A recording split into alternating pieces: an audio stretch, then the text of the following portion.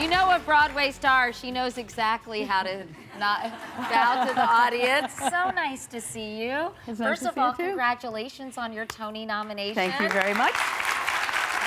So, this is your third nomination. I know you won a Tony in 1990 for Gypsy. So when you heard the announcement, were you like, yay, or were you kind of like... No, it never gets like that. Really? No, because of the span of time, which is large, which is a quarter of a century, it feels a little bit like quality control, you know? It's like the act is still working. Well, it's wonderful. It's what my mother would have called approval cookies. Yes?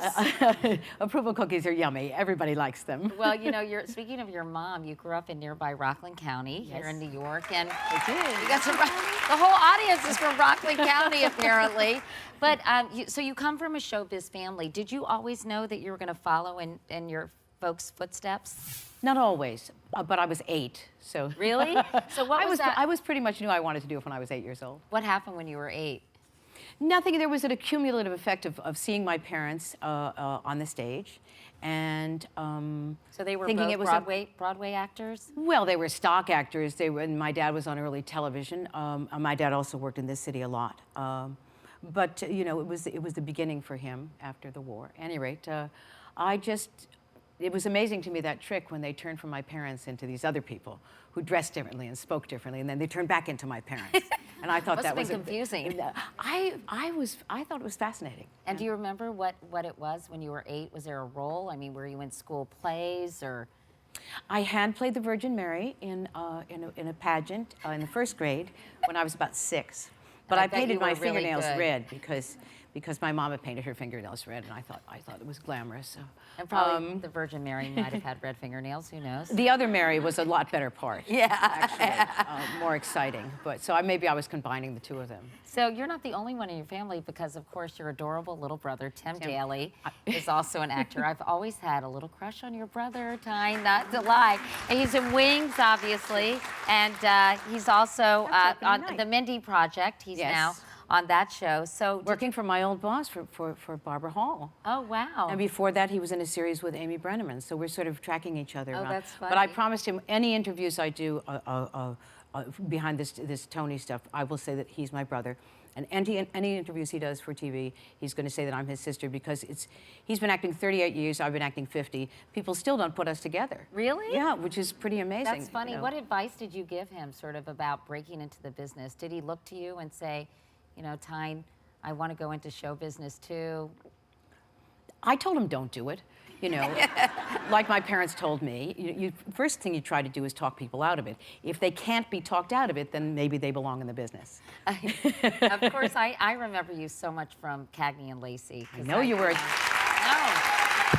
No, but you were a champion of Cagney and Lacey. Yeah, I love Cagney and Lacey, and of course, I loved any shows that showed women in important, strong roles. Was that one of the reasons that show appealed to you?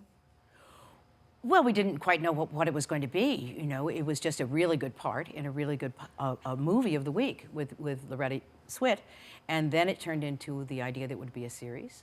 And we had a rocky road. We were up and down a lot, but it became clear very soon that there were 2 really good jobs on television for women in that time. One was Cagney, and the other one was Lacey. So, you know.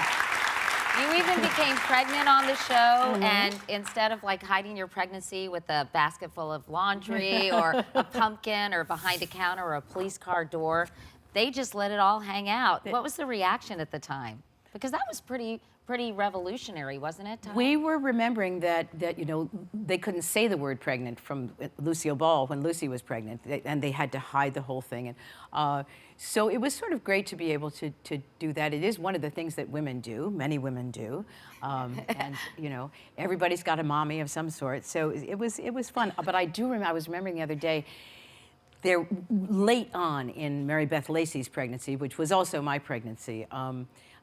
She had a particularly difficult day, and she went bowling with her husband, Harv, and had a couple of sips of beer. We got 800 letters about how she was endangering her child. Now, it was fake beer. I wasn't drinking beer. I was being very careful. But the concern for her was kind of heartwarming, actually. She just, yeah. there's a lot of memories of that. I just spoke to Sharon the other day. I had my picture taken once when I was pregnant, and I had water, but it was in a wine glass because I was staying in a rental apartment. There weren't enough like regular glasses, and the photograph was published in a magazine, and so many people wrote in criticizing me, but it was water. Can But anyway, can I say something about that? The baby that was in there is now 27 years of age. Wow. Yeah, she's my youngest girl. I have 3 daughters, but my Mother's Day present that she gave me day before yesterday is she's engaged to be married. Oh, that's so nice. That's so wonderful. So a lovely man Congratulations. named Mark Atkins, and I had to do a little weeping because it's my baby. It's the last one. Wow. So that's the personal note. Now we can talk business as much as you want. No, that's nice.